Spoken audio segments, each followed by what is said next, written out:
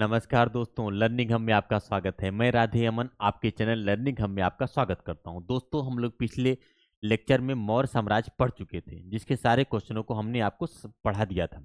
इसके बाद हम नया टॉपिक है हमारा मौर्योत्तर साम्राज्य, यानी क्या है, मौर्य काल के बाद की जो घटनाएं घटी हैं या मौर्य काल के बाद जो शासक हुए हैं, मौर्य काल की जो व्यवस्थाएं थी मौर्य काल के बाद की, उसको लेकर मैं आपके सामने उपस्थित हूँ।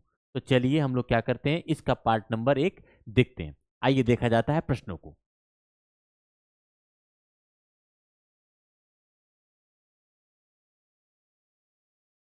देखिए, बोर्ड पे आपके सामने पहला प्रश्न है, निम्नलिखित में से किस हिंद यवन शासक ने शीशे के सिक्के जारी किए थे? पहला ऑप्शन है आपका स्ट्रेटो सेकंड, दूसरा ऑप्शन है स्ट्रेटो फर्स्ट, तीसरा ऑप्शन है डेमिट्रियस, चौथा ऑप्शन है मिनेंडर। बताइए कौन था?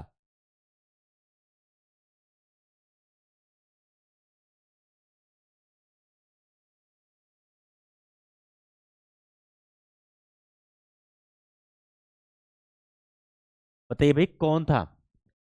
तो इसका जो आंसर सही हो हमारा क्या है, स्ट्रेटो सेकंड। ठीक है। और अगर बात करता हूं कि मैं ये दोनों एक साथ एक ही साथ सकते, स्ट्रेटो फर्स्ट स्ट्रेटो सेकंड, एक ही का मतलब कि एक ही वंशज के थे। फिर बात आती है डिमेट्रियस की, ये दोनों यूनानी आक्रमणकारी थे। ये दोनों यूनानी आक्रमणकारी थे। ठीक है। और इन दोनों को ही पुष्यमित्र शुंग ने पराजित किया था।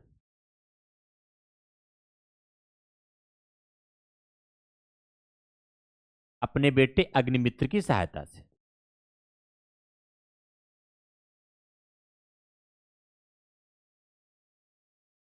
मिनांडर हारने के बाद ये तो बौद्ध धर्म अपना लिया था।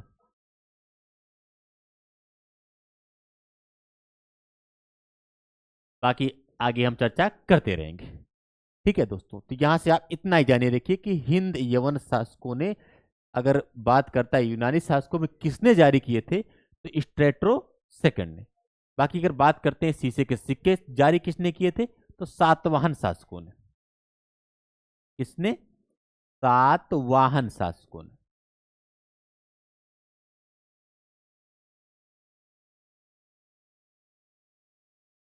ठीक है।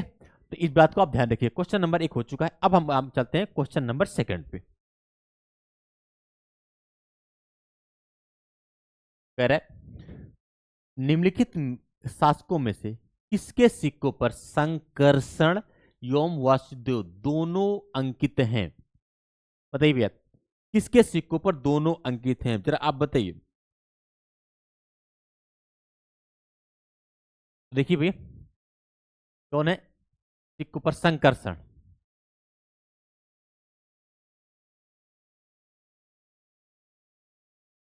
संकर्षण और वासुदेव।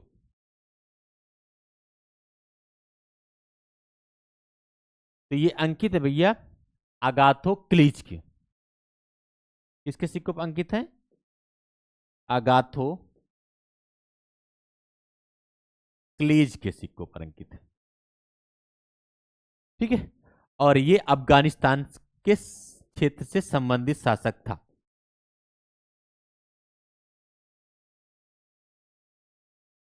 अफगानिस्तान से संबंधित शासक था, इसको भी आप ध्यान रखिएगा। ठीक है। ये कहां से संबंधित था? अफगानिस्तान से। फिर नेक्स्ट प्रश्न देखते हैं हम लोग। क्वेश्चन नंबर 3 आपके सामने है बोर्ड पे, ध्यान से देखिए, जरा पढ़िए। निम्नलिखित में से कौन निम्नलिखित में से कौन सा एक अन्य तीनों के समसामयिक नहीं था? मतलब समसामयिक का मतलब कि एक ही काल का था, एक ही समय के थे। चलिए, बिंबिसार, गौतम बुद्ध, मिलिंद या प्रसेनजित। तो आपको पता है ये सब तो बहुत पहले, ये मगध से संबंधित है, मगध काल से ज्यादातर संबंधित है। बिंबिसार आपको पता है ये तो हर्यक वंश का संस्थापक है। अच्छा, बुद्ध, गौतम बुद्ध के बारे में आप जानते हैं? प्रसेनजित के बारे में भी आप जानते हैं, ये सब मगध से संबंधित है। लेकिन मिलिंद, मिलिंद यानी मीनांडर, कौन भैया?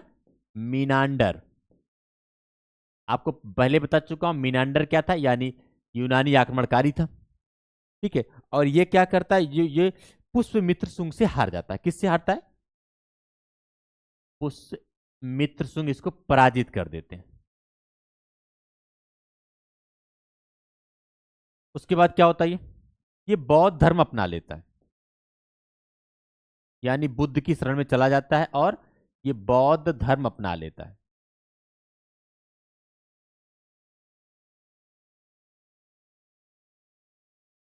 नागसेन इसको शिक्षा देते हैं, और नागसेन और मिलंदर का वार्तालाप मिलिंद पन्नों में लिखा हुआ है। मिलिंद पन्नों में लिखा हुआ है। ये पुस्तक भी बड़ी बड़ी कई बार पूछी जाती है कि मिलिंद पन्नों में क्या है। तो मिलिंद पन्नों में यूनानी आक्रमणकारी मिलिंद यानी मीनांडर और नागसेन, इन दोनों की वार्तालाप है। तो इसको भी आप ध्यान रखिएगा। और हाँ, एक बात और है कि आपको मैंने कई बार बताया था कि शुद्ध अगर सोने के सिक्के सर्वप्रथम इसने ही चलाए थे। सोने के सिक्के, इसका भी नाम इससे जुड़ा हुआ है।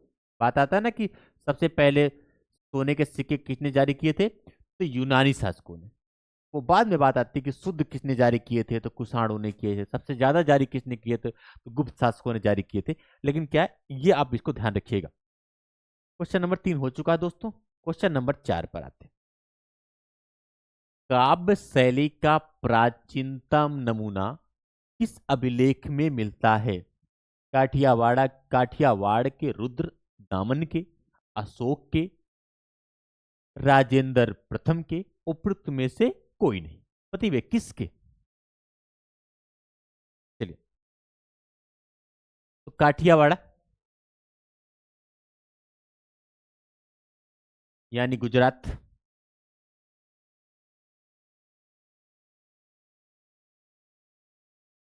यानी सौराष्ट्र।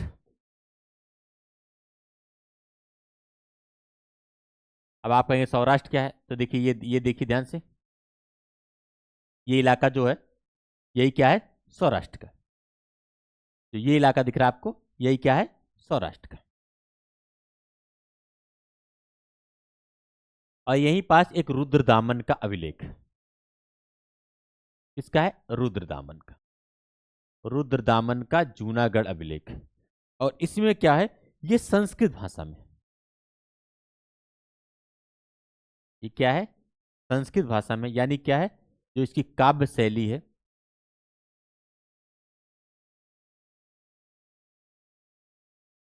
काव्य शैली, वो क्या है, संस्कृत है। हाँ ठीक है, संस्कृत है। साथ में इसमें क्या है, लिपि जो है ब्राह्मी है।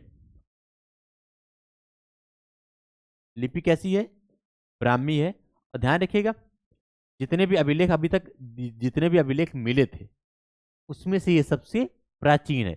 यानी संस्कृत भाषा में मिलने वाला या सबसे प्राचीनतम अभिलेख है। ठीक है, तो क्या है, संस्कृत भाषा में मिलने वाला यह सबसे प्राचीनतम अभिलेख है।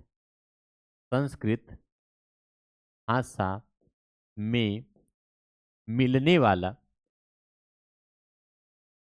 मिलने वाला सबसे प्राचीनतम अभिलेख, सबसे प्राचीनतम है। इसको भी आप ध्यान रखिएगा। ठीक है, आ जाएगा एग्जाम्पल में, काव्य शैली में मिलने, काव्य शैली का प्राचीनतम नमूना किस अभिलेख में है, तो आप सीधा सीधा मारिएगा काठियावाड़ के रुद्रदामन अभिलेख में। ठीक है, इसको भी आप बिल्कुल ध्यान रखिएगा। ठीक है, तो काव्य शैली कैसी है इसकी, संस्कृत है। चलिए, तो इस क्वेश्चन को आप बिल्कुल ध्यान से देख लीजिएगा। आगे देखते हैं। अब आगे क्वेश्चन नंबर, किस अभिलेख में रुद्रदामन प्रथम की विभिन्न उपलब्धियों का वर्णन है? तो फिलहाल आपको पता है कि रुद्रदामन का कौन सा अभिलेख है, जूनागढ़ अभिलेख। तो इस क्वेश्चन का जो आंसर सही हो जाएगा वो क्या है, जूनागढ़। जूनागढ़ कहाँ पास है, गुजरात में है। ये कहाँ पास है, ये गुजरात में है। हाँ ध्यान दीजिएगा, एक ही पत्थर है, एक ही शिला है, ठीक है। उसी पर क्या है, अशोक के जो 14 शिलालेख हैं, अशोक के 14 शिलालेख हैं, अशोक के 14 शिलालेख हैं, उसमें से एक क्या है, यही है, ठीक है। दूसरी बात, स्कंदगुप्त के 2 अभिलेख इसी पर है,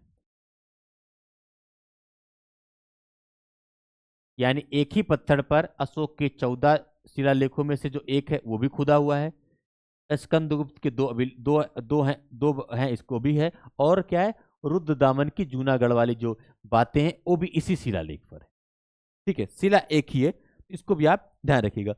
बाकी बात आती है कि रुद्रदामन था कौन, तो मैंने बताया था कि रुद्रदामन क्या था, एक शक शासक था। क्या था, रुद्रदामन एक शक शासक था, एक शक शासक था, ठीक है। शक शक क्या है, भारत में कई शाखाओं में विभाजित थे, ठीक है। मथुरा वाले अलग थे, नासिक वाले अलग थे, ठीक है। और पाकिस्तान में भी 2 थे, तो ये 4-5 शाखाएं थी इनकी। तो फिलहाल क्या है, अभी मैं चर्चा कर रहा हूँ शक शासक रुद्रदामन की। ये कहाँ का था, ये उज्जैन वाला था, ठीक है। बाकी जिस जिससे आता रहेगा हम चर्चा करते रहेंगे, ठीक है। तो चलिए आगे प्रश्नों को देखते हैं। क्वेश्चन नंबर 5 हो चुका है, क्वेश्चन नंबर हम 6 पे चलते हैं। कह रहा है बिना बेगार के, यानी बिना बेगार के किसने सुदर्शन झील का जीर्णोद्धार कराया था। जीर्णोद्धार का मतलब होता है कि फिर से निर्माण कराना। जब हम लोग गांव में मान लो किसी का घर खराब हो गया है, तो क्या करता है, छत टूट टूट टूट गई है, तो उसको क्या करता है, वो फिर से बनवा रहा है, तो इसको इसको जीर्णोद्धार करा रहा है, ठीक है। अब बात आती है, अच्छा बिना बेकार के, बिना बेकार बता रहा हूँ भाई। बिना बेकार का मतलब होता है कि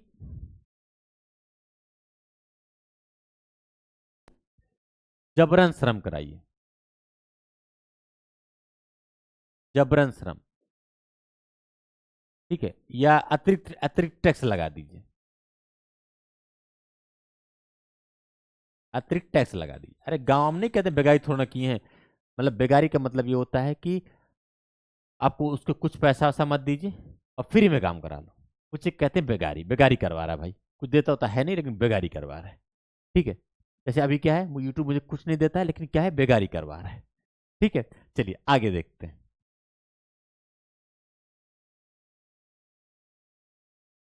अब बात आती है सुदर्शन झील, ये है कहाँ, तो ये पता है गुजरात में है,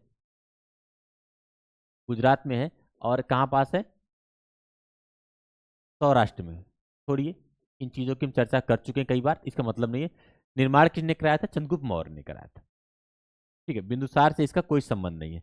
अशोक क्या किया था, यहां से नहर निकलवाया था, नहर बनवाया था, और उस समय वहां का राज्यपाल था सुशास्प, इसको भी याद रखिएगा। रुद्रदामन प्रथम ने क्या है, इसका जीर्णोद्धार कराया था, यानी पुनः जीर्णोद्धार, जीर्णोद्धार कराया था, यानी क्या क्या है, जीर्णोद्धार कराया। और उस समय, उस समय क्या नाम है, इसके बाद भी एक शासक था जिसका नाम है स्कंदगुप्त, स्कंदगुप्त, इसने भी इस झील का जीर्णोद्धार कराया था, और उस समय वहां का राज्यपाल था पर्णदत्त। राज्यपाल अगर आपको बहुत गहराई से देखना है तो आप इसको भी ध्यान रखिएगा। स्कंदगुप्त समय कौन था, पर्णदत्त। अशोक के समय कौन था, तुषास्प। और चंद्रगुप्त के मौर्य के समय था पुष्प गुप्त बैस, वहां का राज्यपाल। इसको भी आप ध्यान रखिएगा, ठीक है। और पता ले रहे, चलिए इसको आप ध्यान लीजिएगा,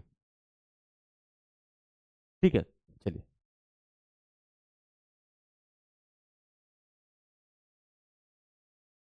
देखिए, क्वेश्चन वही है, सब कुछ वही है, केवल टिक मार देते हैं। बताइए, क्वेश्चन वही है, सब कुछ वही है। दूसरी शताब्दी के आसपास रचित संस्कृत शिलालेख, मैंने अभी कुछ देर पहले बताया था, काव्य शैली संस्कृत थी, भाषा ब्राह्मी थी, और एकमात्र संस्कृत अभिलेख जितने प्राप्त हुए सबसे प्राचीनतम यही था, ये कुछ देर पहले। और सुदर्शन झील एक कृत्रिम जलाशय था, बिल्कुल कृत्रिम जलाशय था, चंद्रगुप्त मौर्य ने बनवाया था। उस समय वहां का राज्यपाल पुष्पगुप्त वैश्य था। ठीक है, किसने की थी? ठीक है, अब बात करें दूसरी शताब्दी के आसपास की। अगर टाइम न दिया होता तो हम इन क्या करते फिलहाल, अगर हम एकदम एग्जैक्ट टाइम की बात करें, ये टाइम कह रहा है कि दूसरी शताब्दी, दूसरी शताब्दी जिस टाइम की बात कर रहा है उस टाइम पे हम एक ही शासक को जानते हैं जिसका नाम है रुद्रदामन। ठीक है, तो आप क्या है, रुद्रदामन ही मारिएगा। नेक्स्ट देखते हैं भाई, क्वेश्चन नंबर कह रहे कादार्मक क्षत्रपों ने निम्नलिखित में से किस धातु के अति दुर्लभ अति दुर्लभ सिक्के प्रचलित किए? अगर अति दुर्लभ की बात आएगी तो उसको वो जो अति दुर्लभ सिक्के थे वो तांबे के थे। किसके थे भैया? तांबे के थे। आगे देखते हैं नेक्स्ट प्रश्न।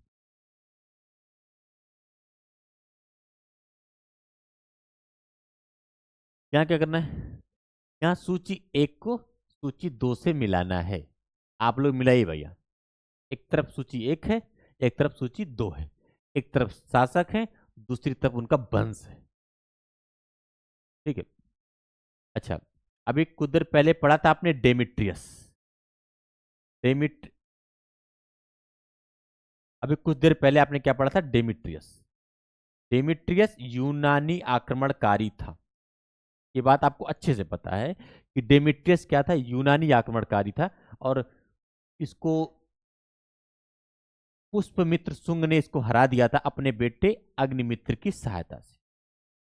ये हो गया। और रुद्रदामन के बारे में आप जानते हैं कि रुद्रदामन शक शासक था। कौन शासक था? शक शासक था।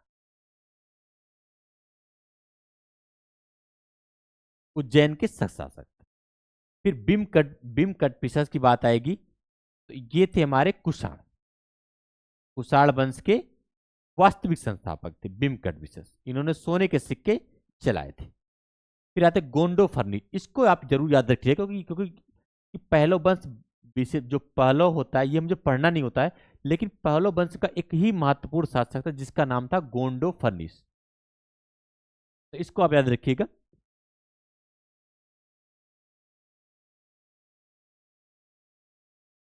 गोंडो फर्निच, इसको मैं इसलिए याद कर रहा हूं कि पहलो वंश का एकमात्र प्रतापी शासक था, बाकी सब बकलोल थे इसमें। एकमात्र, ठीक है,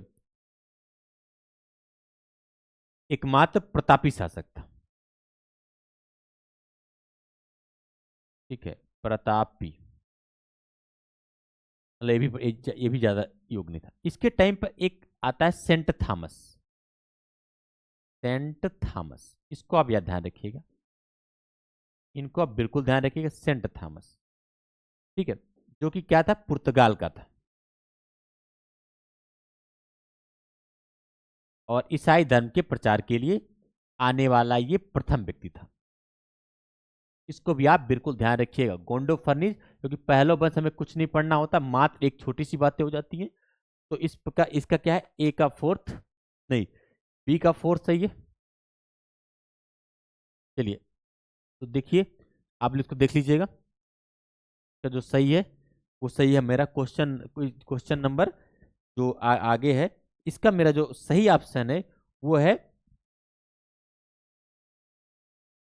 सी, वो है सी सही है। 3 4 1 2। आगे देखते हैं भाई।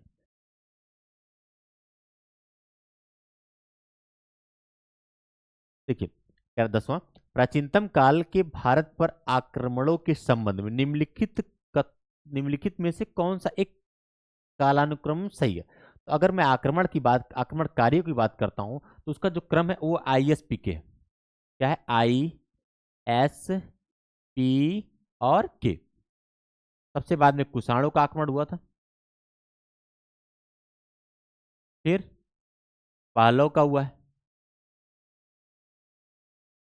फिर शक का हुआ है, और इंडो ग्रीक यानी यूनानी हुआ है। इनमें से आपको अगर कुछ दिख रहा है तो आप देख लीजिए। तो सबसे पहले मुझे देखिए, यूनानी है, शक है, पहले का कोई विशेष मैंने कहा था कोई मतलब नहीं है, गोंडो फर्निश कला कोई इंपॉर्टेंट शासक नहीं है, तो यूनानी, शक और कुषाण, यानी इसका क्या है, ये सही है। ठीक है, इसका क्या है, ये सही है। आगे देखते हैं भाई, क्वेश्चन नंबर 11। उत्तरी तथा उत्तरी पश्चिमी भारत में सर्वाधिक संख्या में तांबे के सिक्कों को जारी किया गया था, किसके द्वारा, इंडो ग्रीक यानी यूनानियों के द्वारा, इंडो ग्रीक का मतलब यूनानी, हिंद यवन शासक, कुषाणों के द्वारा, शकों के द्वारा, या प्रतिहारों के द्वारा। तो द्रौपदी में किसके द्वारा किया गया था, देखिए, अगर बात करते हैं कुषाणों की, तो इन्होंने ही क्या किया था, इस क्वेश्चन का आंसर यही सही है फिलहाल, इन्होंने क्या है, तांबे के सिक्के भी जारी किए थे, तांबे का सिक्का जारी किया था और काफी मात्रा में जारी किया था। बाकी इन्होंने सोने के सिक्के जारी किए थे, सोने का सिक्का जारी किया और इसको प्रचलन में ले आया।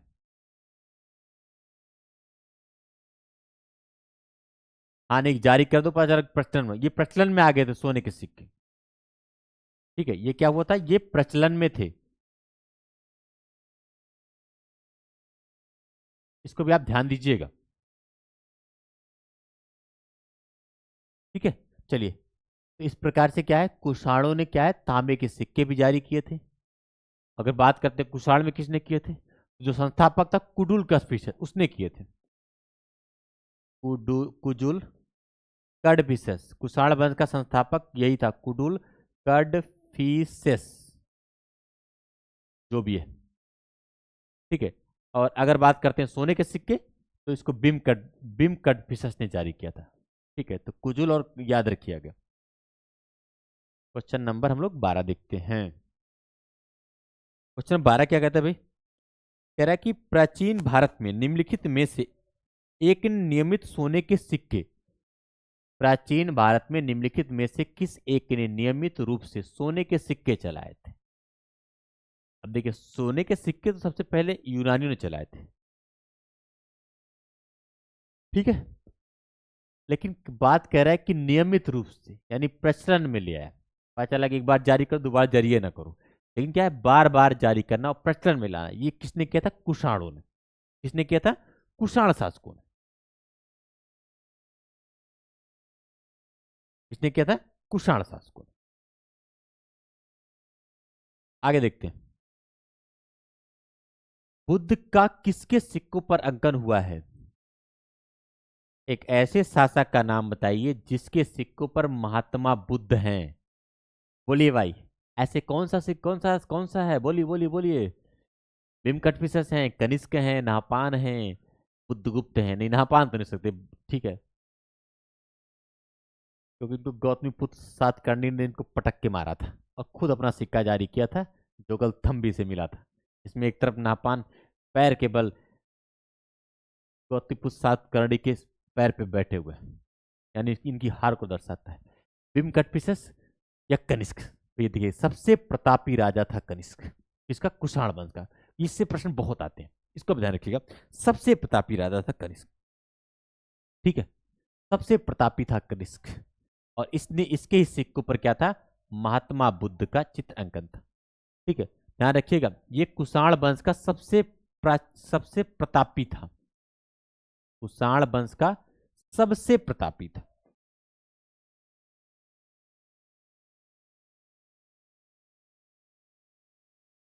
ये क्या था, कुषाण वंश का सबसे प्रतापी था, और इसका राज्याभिषेक भी याद रखिएगा 78 ईस्वी में हुआ था। और इसलिए मैं याद कर रहा हूं कि यहीं से इसके शक संवत की शुरुआत मानी जाती है, नया शक संवत की शुरुआत मानी जाती है, नया कैलेंडर शक संवत। ठीक है, तो इसको भी आप ध्यान रखिएगा, ये सबसे प्रतापी शासक था। आगे हम लोग देखते हैं, मैं दिखाता हूं, फिलहाल मेरे पास पीडीएफ है, लर्निंग हब, देखिए,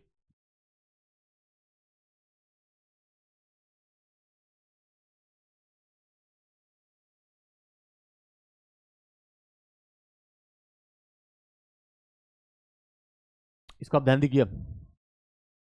कनिष्क महान युग एक नए युग की शुरुआत थी। 78 ईस्वी पूर्व में इसका राज्याभिषेक हुआ था। इसको आप बिल्कुल ध्यान रखिएगा। 78 ईस्वी में, और यहीं से शक संवत की शुरुआत मानी जाती है। ये दोनों चीज मत बोलना। कनिष्क का राज्याभिषेक मत बोलना 78 ईस्वी पूर्व में, और शक संवत की शुरुआत भी यहीं से होती है। बाकी जो इसने राजधानी बनाई थी, वो इसकी राजधानी थी पुरुषपुर। पाकिस्तान में है पेशावर, उसका वही पास है, उसका पूरा नाम क्या था? पुरुषपुर। और दूसरी इसकी राजधानी थी मथुरा। इसको भी याद रखिएगा। ये कुषाण वंश का सबसे प्रतापी शासक था, इसको भी आप भूलना नहीं। ये कुषाण वंश का सबसे प्रतापी शासक था। आगे देखते हैं भाई। ठीक है, बाकी जो भी चीजें इसकी थी, हम इसको जैसे जैसे आता रहेगा हम आपको बताते चलेंगे। ठीक है, फिलहाल हम आते हैं अपने प्रश्न पे।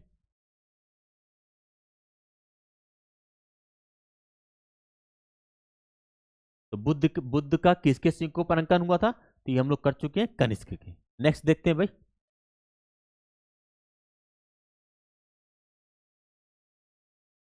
हाँ, बोर्ड पर दिया था। निम्नलिखित में से किस किस शासक ने सर्वप्रथम सोने के सिक्के जारी करने का श्रेय दिया जाता है? तो देखिए, ये तो कुषाण वंश का संस्थापक था। मैं के संस्थापक लिख रहा हूं, आप लोग इसको ध्यान रखिएगा। के तो यानी कुषाण वंश का संस्थापक था। ठीक है, कुषाण वंश का ये वास्तविक संस्थापक था। ये क्या था? वास्तविक संस्थापक था।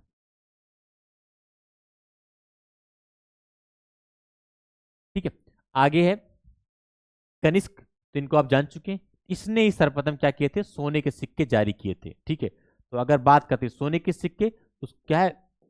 बिम कटफिशस उनका नाम आता है। बिम कटफिशस क्या करता है? सोने का सिक्का जारी करता है। इसको भी आप ध्यान दीजिएगा। ठीक है, कुजुल कटफिशस ये तांबे के सिक्के जारी किया था।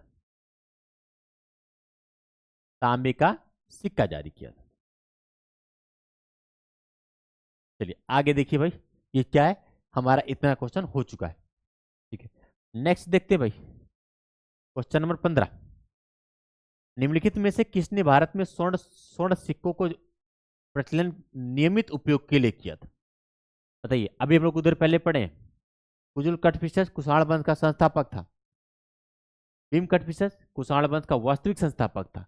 कनिष्क कौन था? ये कुषाण वंश का सबसे प्रतापी शासक था, और इसका राज्याभिषेक 78 ईस्वी पूर्व, ईस्वी सॉरी ईस्वी पूर्व नहीं बोला, ईस्वी याद रखिएगा, ईस्वी में हुआ था। ठीक है, आगे देखते हैं। नहीं, क्वेश्चन देख लेते पहले, फिर आगे देखते हैं। बताइए भाई, कौन था?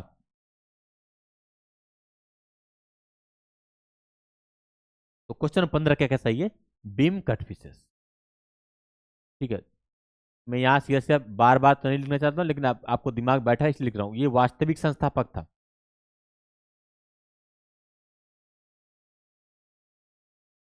और शैव धर्म को मानता था, क्योंकि इसके इसके इसके सिक्कों पर शिव, पार्वती, त्रिशूल और दूसरी तरफ इसका नाम छपा हुआ है। ठीक है, बाकी क्या है? और इसने क्या किया? नियमित उपयोग के लिए सिक्के जारी किए, यानी प्रश्न में ले आया नियमित उपयोग के लिए सिक्के जारी किए। इसको भी आप ध्यान दीजिएगा। ठीक है, चलिए नेक्स्ट देखते हैं भाई। 16।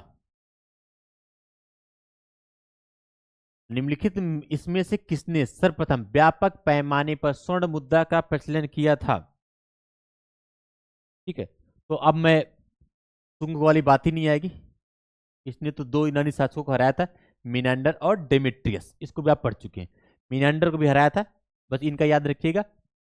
ये बौद्ध धर्म अपना लिए थे, और ये इनके बारे में एक ही बात देखिए, इन्होंने बौद्ध धर्म अपना लिया था, और पुष्पमित्र सिंह ने इनको पटक दिया था, यानी हरा दिया था। और इनका जो इनका और इनके जिसने इनको बौद्ध धर्म के बारे में शिक्षा दी थी, वो जैन क्या नाम बौद्ध आचार्य नागसेन थे। और इनका दोनों का जो वार्तालाप हो मिलिंद पन्नों में है। किसमें है? मिलिंद पन्नों में। इसको भी आप ध्यान रखिएगा।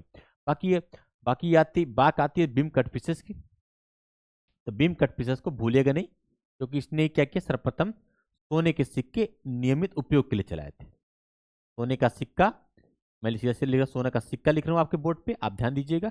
और इसके बाद ये नियमित उपयोग लिख दे रहा हूँ, यानी प्रचलन में है, नियमित उपयोग में है। इसको ध्यान रखिएगा भाई, ठीक है। आगे देखते हैं, चलिए। कुषाण वंश, कुषाण वंश के कटपिसस द्वितीय, देखिए बिम कटपिसस को ही कटपिसस द्वितीय कहते हैं, क्योंकि क्योंकि पहला था कुजुल कटपिसस, दूसरा था बिम कटपिसस, तो कटपिसस द्वितीय ही है। कौन सी उपाधि धारण किया था, उपाधि पूछ रहा है भाई यहां से आपसे, बताइए कौन सी उपाधि धारण किया था इसने।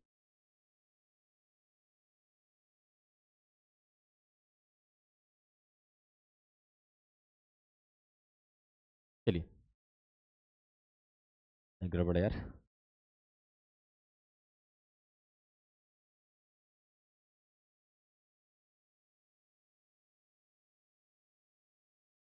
चलिए बताइए कौन सी उपाधि धारण किया था।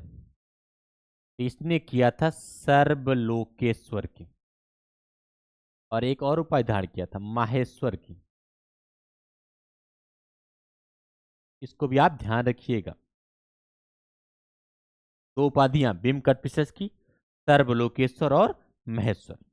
आगे देखते हैं, क्वेश्चन नंबर 18। योधेय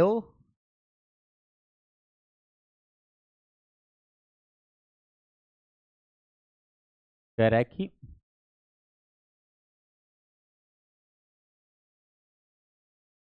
योधेय सिक्कों पर किस देवता का अंकन मिलता है, वासुदेव का, मित्र का, इंद्र का, या कार्तिकेय का। तो देखिए भैया, ये योधेय पर किसका मिलता है, कार्तिकेय, कार्तिकेय का। इसको भी आप ध्यान रखिएगा। क्वेश्चन नंबर 19 देख लीजिए भाई। कनिष्क के सारनाथ बौद्ध प्रतिमा अभिलेख की तिथि क्या है। ये प्रश्न अच्छा है, लेकिन अगर मैं एक बात बताऊं आपको तो आराम से पकड़ लोगे। जिस साल इसका राज्याभिषेक हुआ था, उसके तीसरे वर्ष, उसके तीसरे वर्ष क्या है, सारनाथ बौद्ध प्रतिमा की तिथि है।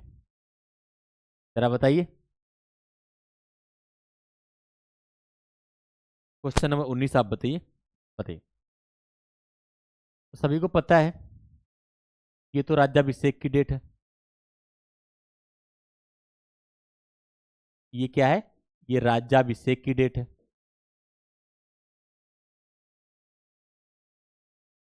और इसमें 3 साल और जोड़ो, यानी 8 3 11, यानी 81 ईस्वी। इस ईस्वी में क्या करता है ये, मथुरा से मूर्ति लेता है और ले जाके सारनाथ में स्थापित करता है। क्योंकि कनिष्क की जो सांस्कृतिक राजधानी थी वो क्या थी, मथुरा थी, और यहां से ले जाकर के सारनाथ में इसको स्थापित करता है। तो ये डेट आप याद रखिएगा, ठीक है। चलिए आगे देखते हैं, क्वेश्चन नंबर 20। कुषाण शासक कनिष्क का राज्याभिषेक किस सन में हुआ था। बार बार क्यों पूछ रहे भैया। तो अभी अभी क्या है, 78 ईस्वी हम लोग इसको जान चुके हैं। बाकी अगर हम, बाकी मैं अगर मैं राज्याभिषेक की बात करता हूं, राज्याभिषेक ये होता है इसका 78 ईस्वी में, ठीक है।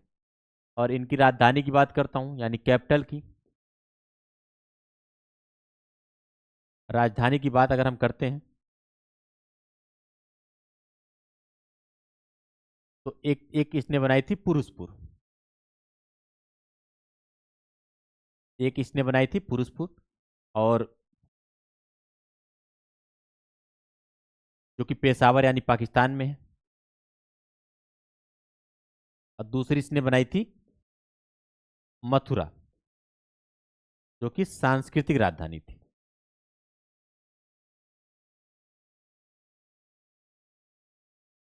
क्या थी, सांस्कृतिक राजधानी थी। ये दोनों आप ध्यान रखिएगा। बाकी कनिष्क की बात करते थे, सबसे प्रतापी शासक था कुषाण वंश की। ठीक है, आगे हम लोग जैसे जैसे प्रश्न आएगा हम देखते चलेंगे। चलिए देखते हैं, क्वेश्चन नंबर 20 हो चुका है। क्वेश्चन नंबर 21 पे आते हैं। शक संवत कब प्रारंभ किया गया था? भैया कनिष्क का राज्याभिषेक 78 ईस्वी में हुआ था, उसी टाइम पे क्या है, शक संवत प्रारंभ हुआ था। यानी इसको हम क्या है 78 ईस्वी मार देते हैं। कनिष्क का राज्याभिषेक 78 में हुआ था, उसी टाइम पे क्या होता है, शक संवत प्रारंभ होता है। आगे देखते हैं भाई। अब आता है विक्रम संवत एवं शक संवत। तो आप लोग कहेंगे कि भैया या सर या गुरुजी, शक संवत तो हम लोग जानते हैं 78 ईस्वी पूर्व में शुरू हुआ था, क्योंकि कनिष्क का राज्याभिषेक हुआ था। लेकिन ये विक्रम कहां से आ रहा है, मैं बताता हूं आपको, एक घटना बताता हूं। देखिए, एक शासक था जो कि मालवा का था। क्या था, एक मालवा का शासक था। एक तरफ मालवा का शासक था, ठीक है। और दूसरी बात, एक मथुरा में, मथुरा में शक शासक था। शक शासक कहाँ था, मथुरा में। एक तरफ शक शासक था और एक तरफ मालवा का शासक। मालवा का शासक आता है और शक शासक को हरा देता है। मालवा का शासक आता है, शक शासक को हरा देता है, और एक एक उपाधि लेता है, विक्रमादित्य। बहुत लोग विक्रमादित्य उपाधि ले, थोड़ा सा यहाँ ध्यान रखिएगा, ये विक्रमादित्य की उपाधि लेता है और एक नया कैलेंडर जारी करता है, विक्रम संवत। विक्रम संवत जो कि हम लोग का कैलेंडर है, ठीक है। अब विक्रम संवत जारी करता है और इसका टाइम है 57 ईसा पूर्व।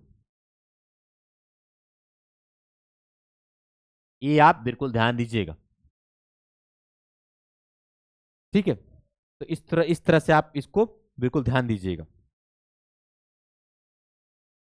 तो अब बात आती है कि विक्रम संवत एवं शक संवत में कितना अंतर है। तो आपको मैं एक लाइन अगर यहां खींचूं, ध्यान से देखिए, ये लाइन, ये है जीरो, यानी जीरो मतलब अंग्रेजों का कैलेंडर यानी ग्रेगोरियन कैलेंडर। और ये 78 ईस्वी से शुरू होता है, कौन सा हमारा, शक संवत। यहां मैं शक लिख दे रहा हूं। ये कहां शुरू होता है, 78 से शुरू होता है, 78 ईस्वी से। और आपको पता है कि 57 ईस्वी ये संवत होता है विक्रम संवत। ये क्या है, 57, यानी ईस्वी पूर्व यानी बीसी, ठीक है। अब इनके बीच में कितना अंतर है देख लो भैया। अंतर की बात करें, कैसे निकालेंगे अंतर, तो जोड़ लेते हैं इनके बीच में क्या अंतर है। यहां से यहां तक यही अंतर है भाई, ठीक है। यानी 57 और प्लस कर दो 78, ये 8 7 15, हासिल आ गया 1, 7 5 12 1 13, 135 वर्ष का अंतर। तो कोई ऑप्शन है भैया, हाँ यही सही है फिर, ठीक है। हाँ थोड़ा मेरा मैथ बहुत कमजोर है, थोड़ा ध्यान दीजिएगा, ठीक है। जोड़ने में अगर कोई दिक्कत हो, लेकिन फिलहाल 135 मुझे याद है। आगे देखते हैं।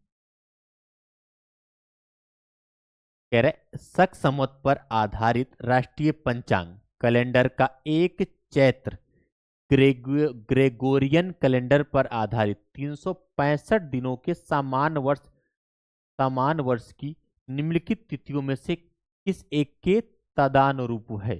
यानी वो कह रहा है कि जो हम लोग का हिंदू कैलेंडर है, ठीक है, उसका चैत्र माह का पहला महीना, ठीक है, हमारा शुरुआत जो होती है चैत्र से होती है, ठीक है।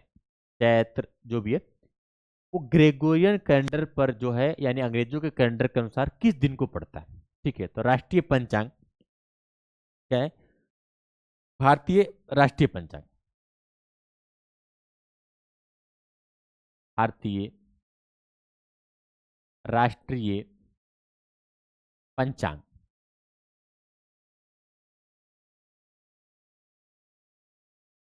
भारतीय राष्ट्रीय पंचांग का प्रथम चैत्र, ठीक है, जो चैत्र का महीना है, यानी हम बात करते हैं एक चैत्र की, ये कब पड़ता है? अंग्रेजों के अनुसार लगभग समान पड़ता है, ठीक है, तो ये पड़ता है 22 मार्च को।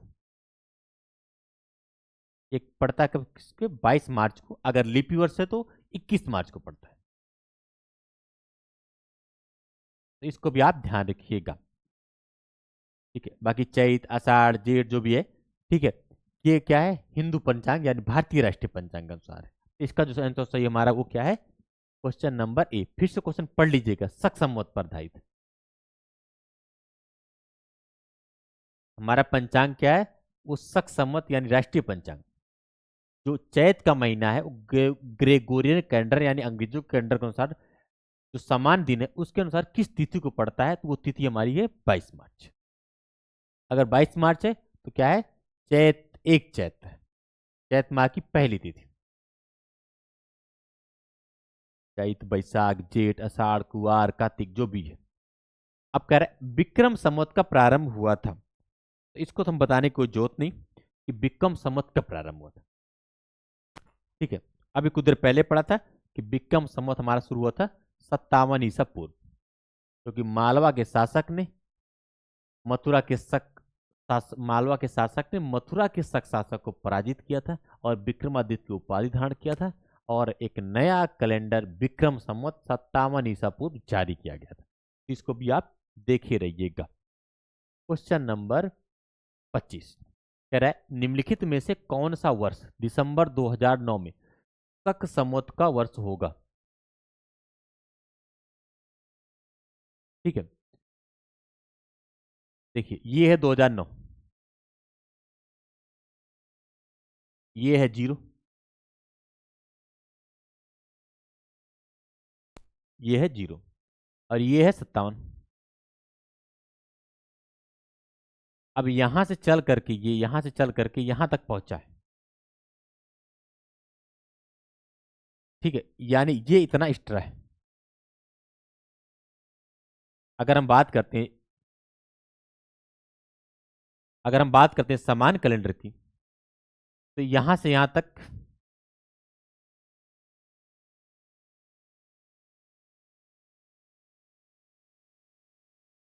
ये 57 BC होता है, और यहां से यहां तक पहुंचा है 2009। तो 2009 में से अगर हम 57 घटा दें, 2000 नहीं, शक पूछ रहा है, सॉरी शक पूछ रहा है, मुझे लगा कि क्या नाम है, विक्रम सम पूछ रहा है। भैया देखिए ये है 2009, ये की शुरुआत यहां से, और ये है 78, इसकी शुरुआत यहां से 78 ईस्वी। अब 2009 यानी इसमें क्या है? 78 एक्स्ट्रा है, क्योंकि इसकी शुरुआत यहां से होनी चाहिए, और ये यहीं से बढ़ गया।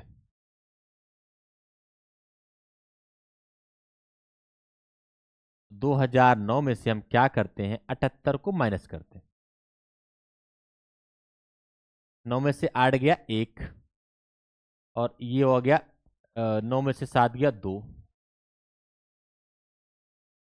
नहीं नहीं भाई, 10 में से 7 गया 3, और ये है 1931, ठीक है। ये क्या है? 1931, यानी 1931 क्या हो हमारा? सही होगा। निम्नलिखित में से कौन सा वर्ष 2009 में शक संवत का वर्ष होगा, ठीक है। अब 1931 क्या हो जाएगा? शक संवत का वर्ष हो जाएगा। चलिए आगे हम लोग नए प्रश्न को देखते हैं। क्वेश्चन नंबर 26, कनिष्क के समकालीन निम्नलिखित नामों के अध्ययन करें और निम्नलिखित उत्तर कोड के अनुसार अपना उत्तर अंकित करें। जरा बताइए भैया। तो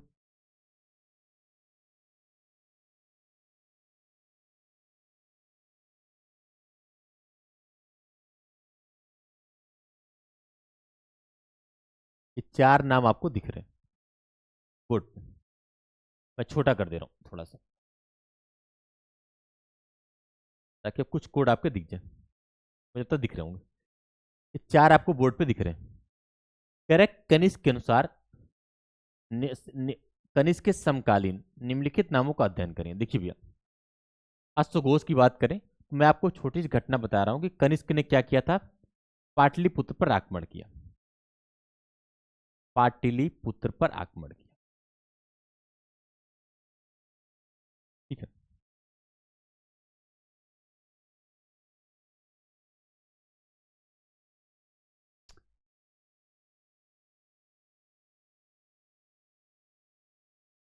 चलिए कोड नहीं देखा, हम बाद देख लेंगे, क्योंकि मैं डिस्कस तो में मुझे क्वेश्चन करना होता है। हाँ अब दिख रहा है बढ़िया से। चलिए, अशोक सॉरी कनिष्क क्या करता है, पाटलिपुत्र पर आक्रमण करता है। पाटलिपुत्र पर आक्रमण करता है इससे, और वहां से अशोक सॉरी बुद्ध घोष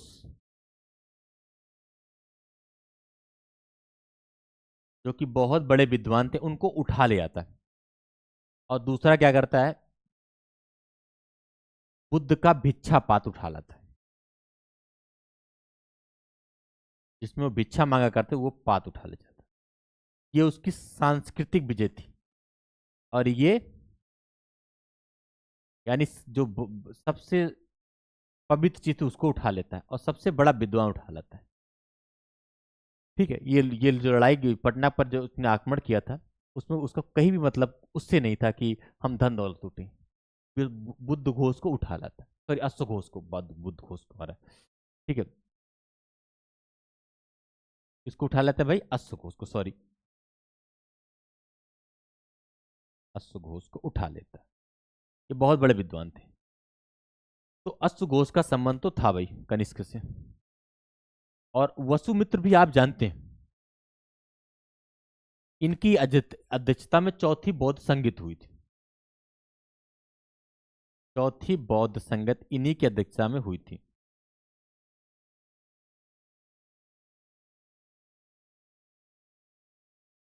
चौथी बौद्ध संगीति इन्हीं की अध्यक्षता में हुई थी। ठीक है, अध्यक्ष ये थे और उपाध्यक्ष कौन थे, अश्वघोष थे।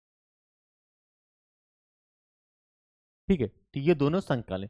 कालिदास की बात करते थे, इनका टाइम गुप्त गुप्त काल से था। और कंबन की बात करते हैं तो ये दक्षिण भारत पढ़ेंगे, वहां पास हम पढ़ेंगे, इनका संबंध चोल साम्राज्य से था। ठीक है, इनका संबंध किससे था, चोलों से था। ठीक है, जब हम दक्षिण भारत पढ़ेंगे तो यहां देखेंगे। तो इस प्रकार से फर्स्ट और सेकंड जो कोड सही हम वही देख लेते हैं, फर्स्ट और सेकंड में। अरे भैया बिल्कुल उठा लाया था इनको,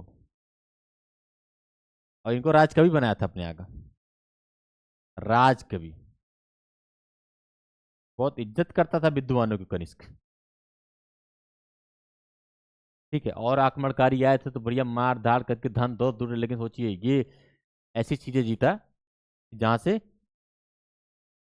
विद्वान लेकर आया है। अब विद्वान रहेगा तो आपके आसपास तो पैसा तो अपने आप आता रहेगा। अभी मैं दिखाऊंगा पैसा कहाँ से लाया था कनिष्क।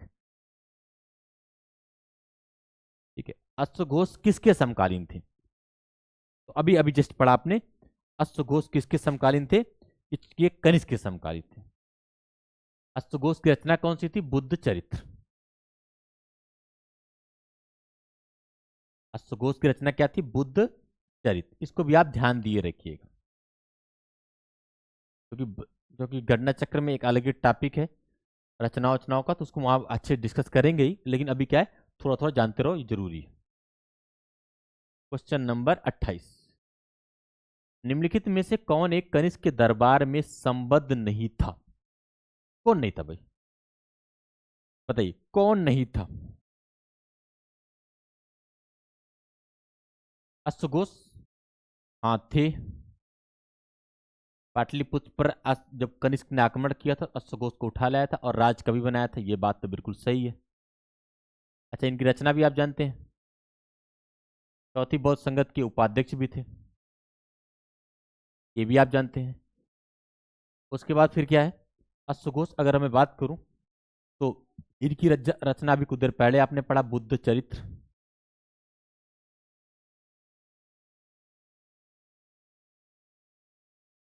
चलिए, फिर आज बातें चरक की। तो चरक भी कनिष्क के दरबार से संबंधित थे। ये राजवैद्य थे।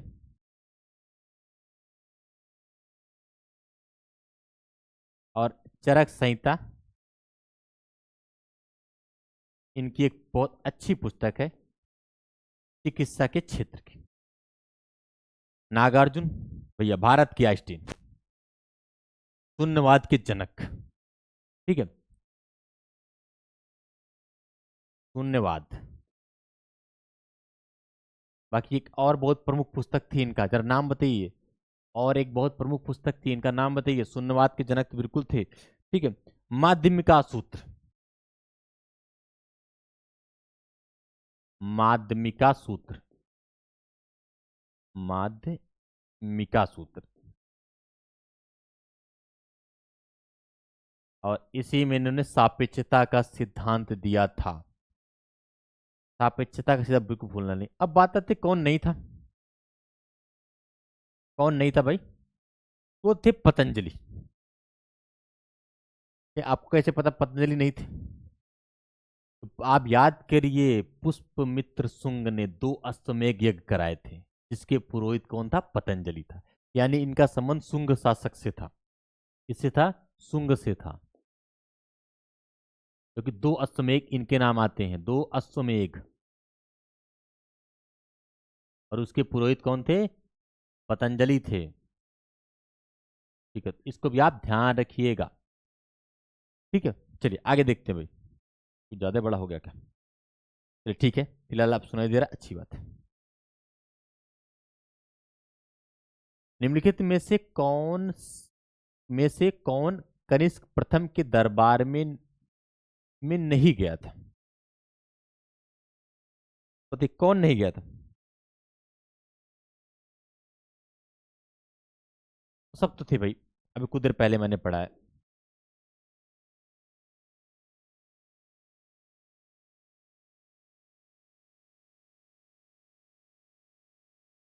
चलिए, कौन नहीं गया था? जिसको डिस्कस उससे कर लेते हैं भाई।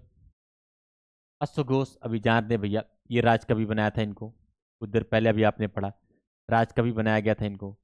ठीक है, चौथी बौद्ध संगत के अध्यक्ष भी थे। इनकी रचना कौन थी? बुद्ध चरित्र थी, अभी कुछ देर पहले आपने पढ़ा है।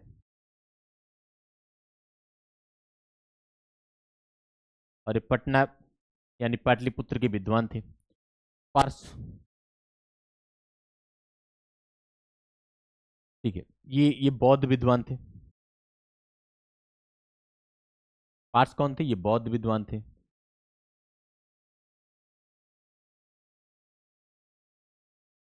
ये कौन से बौद्ध विद्वान थे? और ये क्या थे? कनिष्क के सलाहकार थे। पार्स कौन थे? कनिष्क के सलाहकार थे। और इनके ही कहने पर चौथी बौद्ध संगत आयोजित की गई थी।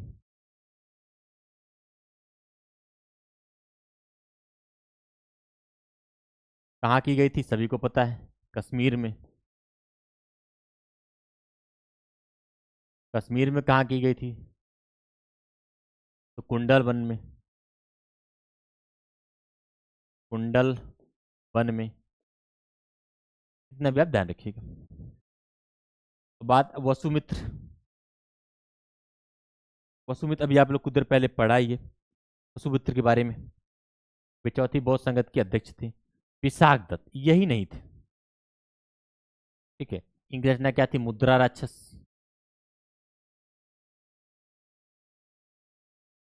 इनकी रचना थी।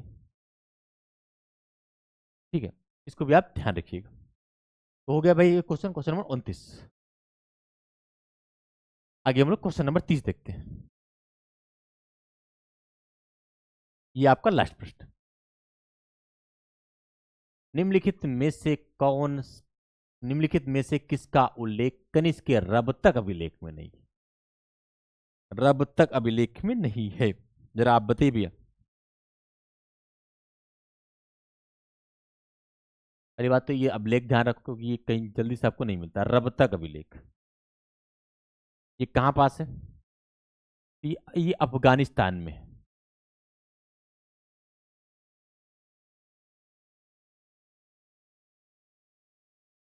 ये अफगानिस्तान में। जो भाषा है वो है बैक्ट्रियन, और जो इसकी लिपि है वो है ग्रीक। अच्छा, इसमें है क्या भाई? इसमें है क्या? इसमें इसमें अशोक का जो साम्राज्य विस्तार है उसकी भी चर्चा है। अच्छा, बिल्कुल है। उसमें कुछ नाम अगर आपको याद है तो बताइए। हाँ, बता रहा हूँ भैया। उसमें एक नाम साकेत का है, दूसरा नाम कौशाम्बी भी है। अच्छा, तीसरा नाम भी याद है आपको? हाँ, बिल्कुल याद है भाई। तीसरा नाम हमारा चंपा है। ठीक है, हमारा नहीं जो उसमें लिखा है उसका। ठीक है। चलिए, और एक एक पाटलिपुत्र, पाटलिपुत्र। तो जरा आप लोग बोर्ड पे देखिए और बताइए कि भैया जो जो क्वेश्चन है किसकी चर्चा नहीं दिख रही आपको? बताइए किसकी चर्चा नहीं दिख रही? तो वो है श्रावस्ती। वो क्या है? श्रावस्ती है। ठीक है, तो रबतक अपलेख में कौशाम्बी की चर्चा है, पाटलिपुत्र की चर्चा है, चंपा की चर्चा है, अशोक की चर्चा है। सॉरी, कौशाम्बी की चर्चा है, पाटलिपुत्र की है, साकेत की चर्चा है, लेकिन कहीं भी चर्चा श्रावस्ती की नहीं है। इसको भी आप ध्यान रखिएगा। ठीक है, कनिष्क का रबतक अभिलेख। ठीक है दोस्तों, तो 30 प्रश्न था। 30 प्रश्न आपका क्या है? समाप्त हुआ। नेक्स्ट टॉपिक, नेक्स्ट लेक्चर में हम क्या है, पूरे क्वेश्चन को कंप्लीट कर देंगे। तो आइए आपको कुछ झलकियां दिखलाते हैं, 2 मिनट, 2 मिनट में मात्र।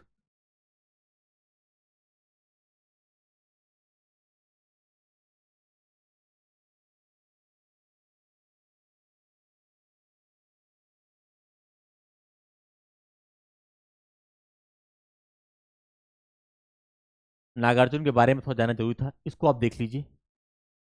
ठीक है, नागार्जुन क्या है? भारत का आइंस्टीन, शून्यवाद का जनक। और इनकी पुस्तक क्या है? माध्यमिक सूत्र है। और सापेक्षिकता का सिद्धांत जो बड़ा फेमस है ये है।